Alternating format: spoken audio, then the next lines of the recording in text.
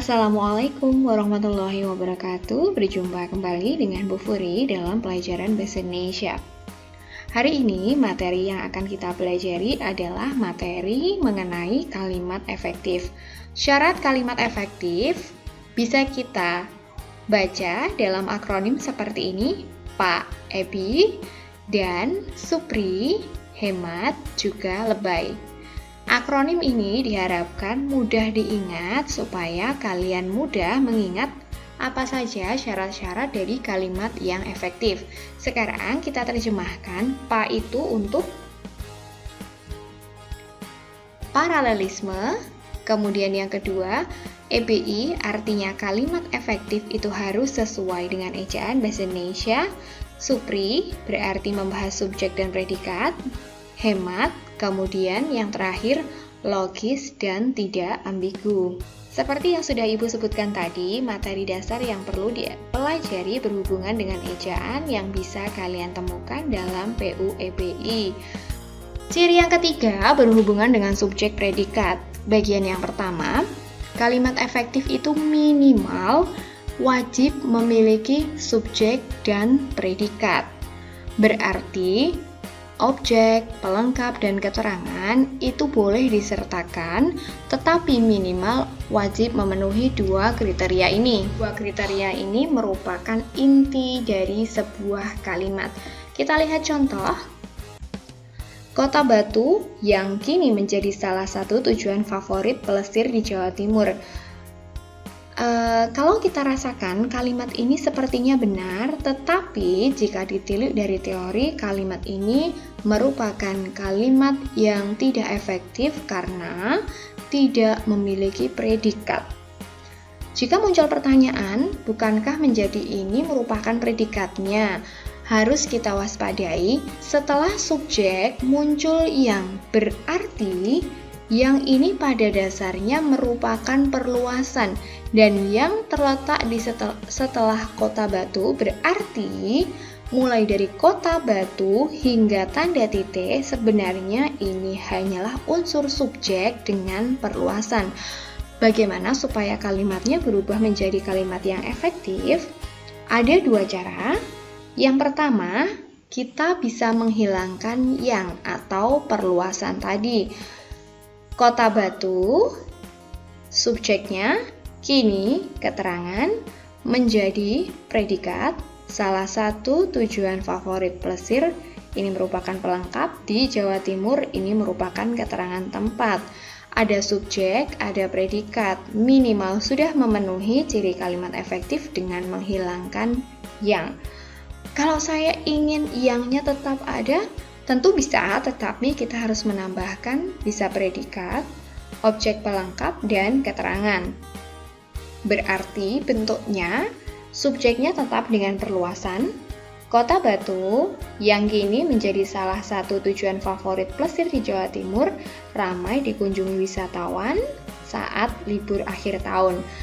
Ditambahkan predikat ramai dikunjungi, objeknya berupa wisatawan dan ditambahkan keterangan saat libur akhir tahun.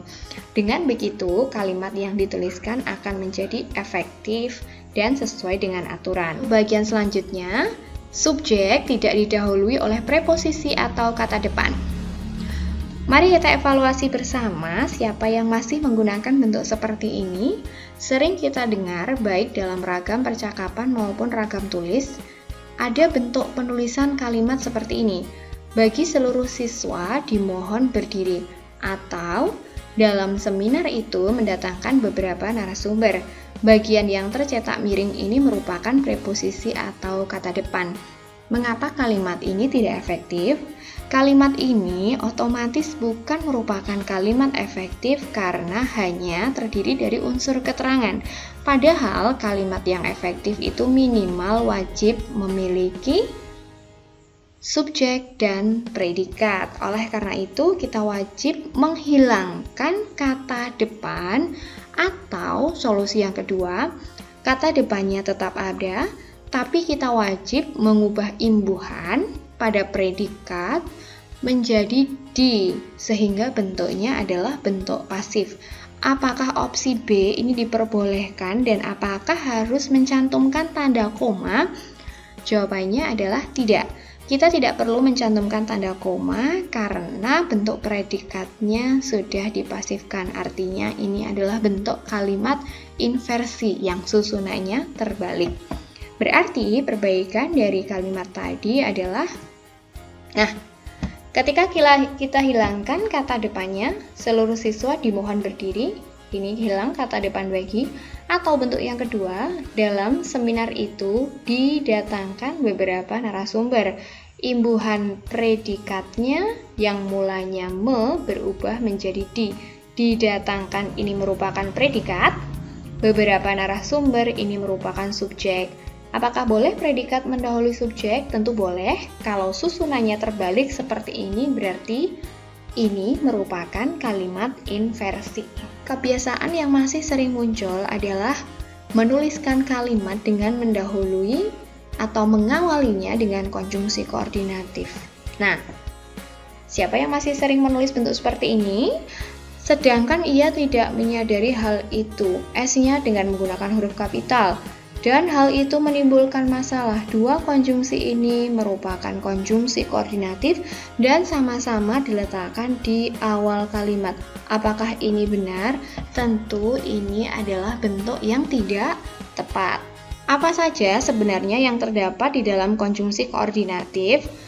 Konjungsi koordinatif itu menghubungkan klausa dengan klausa. Artinya kata hubung ini menghubungkan klausa dengan klausa yang letaknya itu di tengah kalimat dan perlu kita hafalkan apa saja konjungsinya. Dian, dan, lula, pada tahu, kandang, sapi.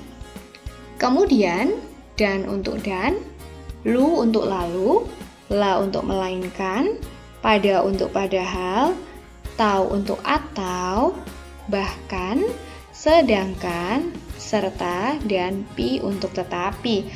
Nah, ada dua pengecualian untuk kata hubung padahal dan bahkan. Konjungsi ini bisa muncul di awal kalimat dengan syarat setelah konjungsi itu dituliskan langsung disertai dengan tanda koma.